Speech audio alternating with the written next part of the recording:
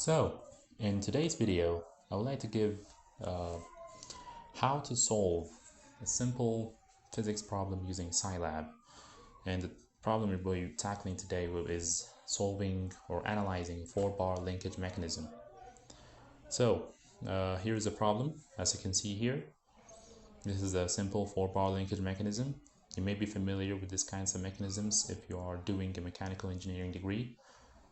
If you're not, it's also you might also come across them in everyday life. They are very common and useful whenever you want to turn rotational motion to some sort of sinusoidal motion. Then you have to use a four-bar linkage mechanism. I mean, it's not the only one, but it's a very handy one. This link here, labeled number 2, it's called a driver link. It's usually the shortest. This one rotates around this pin joint at O2, and that will cause this link 4, to travel not a complete revolution, but some portion of a circle along an arc, like this. So that one is pinned about pin joint O4. And the big problem is to solve for the motion of the linkage itself. This link connecting the link 2 and link 4 is called a coupler, labeled number 3 here, and this one is called the rocker. So the question is to solve, given some omega 2, given some speed at which this link is rotating around, what will be the speed of this link and this link? Not only the speed, but also in advanced problems, you also work out the acceleration of the links, the reaction forces at the pins, the forces experienced by the links themselves, and all that. But for today, we will constrain ourselves just to the velocity analysis of the linkages. So this is the givens. Before we go ahead to solving the problem, let me show you where you might see or you might come across other examples of four-bar linkage mechanisms in real life. So I will quickly open file here. For example, this is a very nice example of a four-bar linkage mechanism. As you can see here in this picture, it's a picture of a person riding a bicycle. You can see that the pedal and the pin joint here will be like the link 2 or the driver link, right? And the leg up to the hip joint of the driver here is like the rocker and the coupler, and the fixed one will be this one. This one is not changing, it's not rotating, it's not actually a physical link, but the distance between this point and this point is not changing. So this is actually a four-bar mechanism in disguise. Let me show you another example. This is a vice grip. This is pretty common. You've probably seen this before. And as you can see here in the lower diagram, if you trace out the pin joints, you will see that this is actually another example of a four-bar linkage mechanism, with this link being the fixed one and the others constantly changing or rotating around. So they are pretty interesting, and I think it's a very demonstrative example to show you how to solve general problems in Scilab. So without further ado, let's go ahead to the code. I am running Scilab from VS Code. You can also run it from its own native editor, but I generally find that running it from VS Code is much more convenient, because here you have advanced features like IntelliSense, and it just looks nicer for me, at least. So this is the code. I have titled it four-bar graphical.csce, which means it's a script file. So let's go ahead and look at the code line by line and try to understand how we solve this linkage problem. First, I call an external function. This is similar to importing libraries in Python, if you're familiar with that. This is the exec command. As you can see here, when I hover the cursor over the function, it's telling me a brief description of that function. This is basically something that executes an external function. So the external function in question here is called drawVector.sci. This is what I use to draw the vectors, which we will come across later.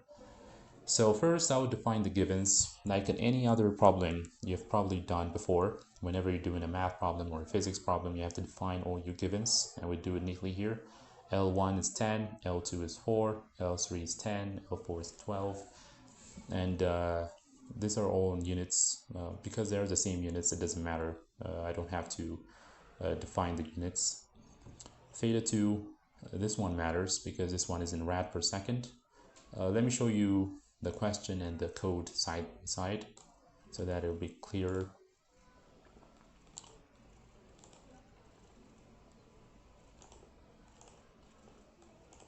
There you go, that's not the question. Where is the question? The question is right here. Hang on a sec. There you go. Now it's a little easier to understand. Okay, so L1 is basically the length of this link, O2, O4. And L2 is the length of this link, O2A, and AB is L3, and B, O4 is L4. Okay, and I'm given their distances, their lengths in short. This is 10 units long, this one is 10 units long, this one is 12 units long, right? And I'm also given theta 2, which is 120 degrees, as you can see here. And omega 2 is turning counterclockwise, because this is positive, at 45 rad per second. This is important because we'll come, as we'll see later, we have to be careful when we convert from radians to degrees. Step 1 is to find theta 3 and theta 4. For a complete position analysis, we need to find the theta 3 and theta 4 right here. First, to start with a simpler method, we can use graphical method. So this function here, Scilab, stands for clear figure. It's what I use to clear the current figure, so that we start with a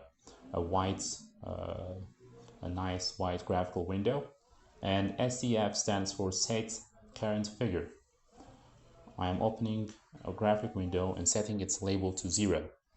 And here, get current axis and X location to origin, Y location to origin. Don't have to focus much on these. These are just used for the formatting of the graphics. I'm just putting the X axis and the Y axis at the origin. Next, this one, ISO view on, make sure that scale is true, meaning both the units on the y-axis and the units on the x-axis have equal lengths, so that we can replicate this diagram perfectly. Now I'll define some functions I'm going to use later on. These are two simple functions using the lambda inline method of Scilab. This is very similar to Python. In Python too, we have something called lambda functions. These are functions you can define in a single line. So here I'm defining a function called rad to degree. It takes as input a variable called theta and converts it, multiplies it by 180 and divides it by pi. And I'm sure most of you would know that that is basically how you convert from radians to degrees. And the reverse is also true. You can multiply by pi and divide by 180 to get 2 degrees. To radians back from degrees. Okay, so these are simple inline definitions. First, I have to locate the point A. As you can see here, point A is the end point of the link, this link here, link 2. Okay, to locate point A, I use this command. What this does is we multiply L2 by the cosine of theta 2 and sine of theta 2. So cosine and sine, basically that's the vector form of this link, right? We're given theta 2, and if I multiply L2 by this vector, this is a vector definition in Scilab. So when I separate it by a semicolon, this means a vector of length 2 by 1, the 2 rows and 1 column. Okay, I'm constructing or describing A in vector notation. This is also very similar to MATLAB notation, if you're familiar with that. Next, I scatter A just to plot what it looks like. And this function here, xstring, A1, A2, A, is just a simple way of labeling that point. I'm calling it point A, and then I'm plotting it. Finally, I plot point A. Alright, so let's see what the function looks like, or what our diagram will look like at this point. We can run the whole thing until this point by clicking on Evaluate in Debug Console, and here you go. As you can see here, make sure that you can see it, there you go. As you can see here, we have the y-axis and the x-axis, and I have a point labeled A. I can zoom in and see where that is, and that's exactly where we want it to be, because it's 120 degrees from the positive x-axis, this angle, right? So these two are exactly parallel, this line and this line. Okay, now let's move on, and where were we? We were right here. And then the next line, xarc. Xarc is the function that I use to draw circles and ellipses. And the reason I'm doing this is because we're using the graphical method. What we do is we draw a circle of radius equal to the length AB, so that we have a set of all possible values of B.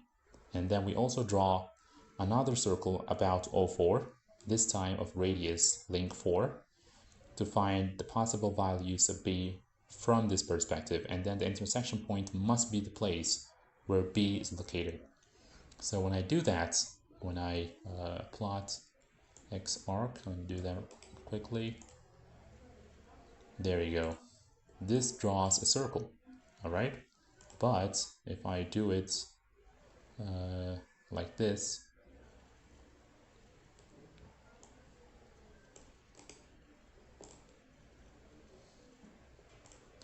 now you see that we have two circles. One is about A and one is about O4, okay? And the one about A is precisely about the points here, seen in this diagram. And you can see that there are two intersection points of these two circles. What this means is that there is two possible values of B. But as you can see from this diagram, the one we need to find is the one here, okay? So to do that, I can basically just zoom in and read the values from this calibrated x-axis and the y-axis.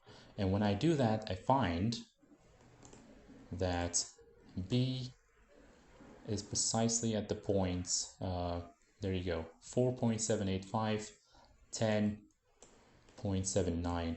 Let me see if this is true.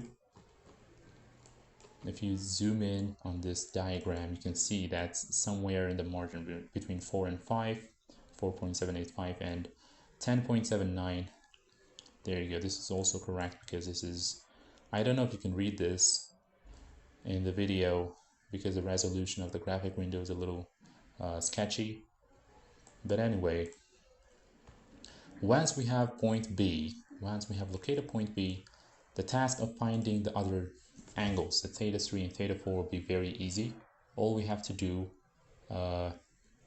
is, this is just a line scattering B. All we have to do is plot A1, B1, O4, A2, B2, O4, and in red. So what this does is connects the links, okay? So if I run it, now you see that all the dots are connected. Now we have effectively reconstructed the same problem, but this time in Scilab.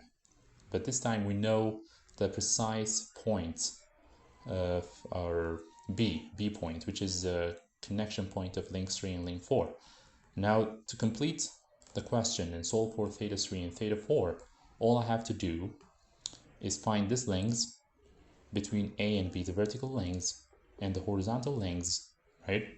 And if I take, to find this angle, all I have to do is take the arctan, or the tan inverse of this length, the vertical length, divided by the horizontal length.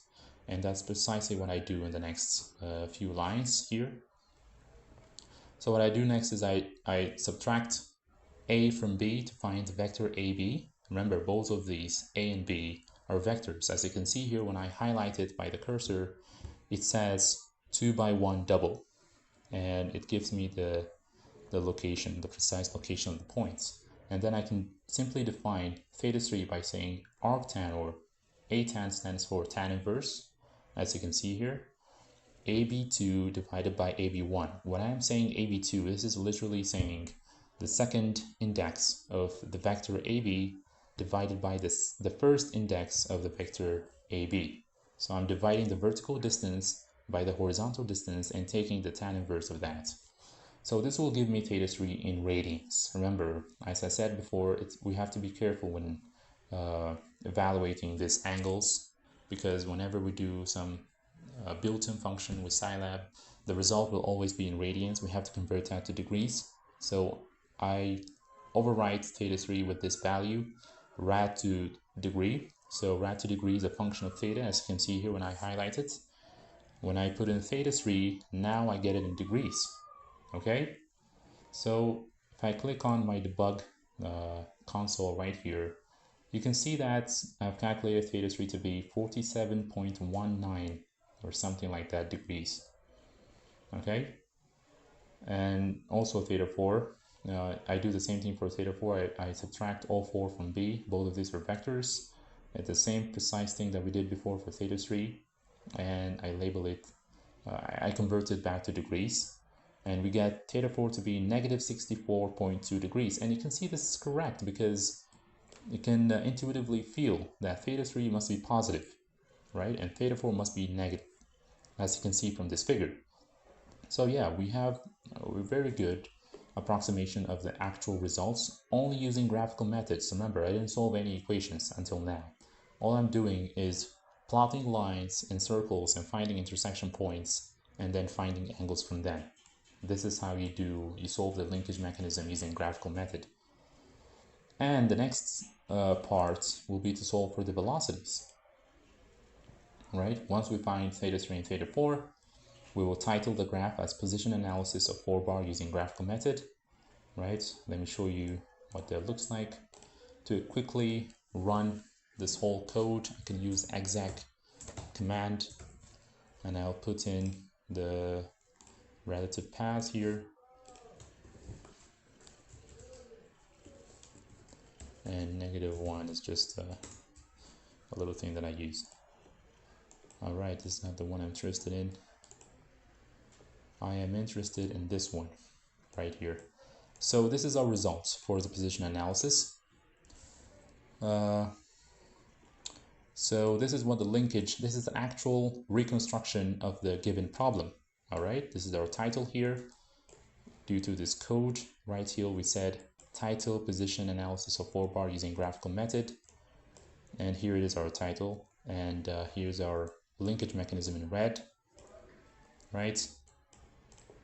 So this is what it looks like. And you can tell that B is precisely at the point of intersection. But if I zoom in too far, you can see that in fact the intersection point and B are not precisely aligned. That's because this is using only an approximation. We can only we didn't actually solve a system of equations yet. It's only an approximation, but it's a very good approximation. And if you're not too concerned about the decimal values of your results, then this is a very viable way to solve this system, to solve this question. And I can see that this video is already running too long, so I've decided to put the next step, which is the velocity analysis, in another video. And I will link that down below if I do it soon enough. But the idea is very similar to this one. Okay, so we're using the same method, graphical method. We're also using that function I talked about earlier, draw vector, to draw a bunch of vectors. And after drawing the vectors, I simply find intersection points, and I plot a function that looks like this. This is the output of the next part of the code. This is titled Velocity Analysis of Fourbar Linkage using Graphical Method. Basically, it draws a little velocity triangle. As you can see here, the red plus the pink gives the green. And once I find the velocities, I divide it by the link radiuses to find omegas. So I'll cover that in another short video. That will be kind of like a sequel to this one. So I hope you enjoyed this video. I hope you find it helpful. This is how you solve problems in Scilab. I have a bunch of other problems if you're interested. Comment down below if I should make another video for other problems I've done before in Scilab. Scilab is very similar to MATLAB. If you like MATLAB but you want an open source alternative to it, this is what you can use. Yeah, this is it. See you later.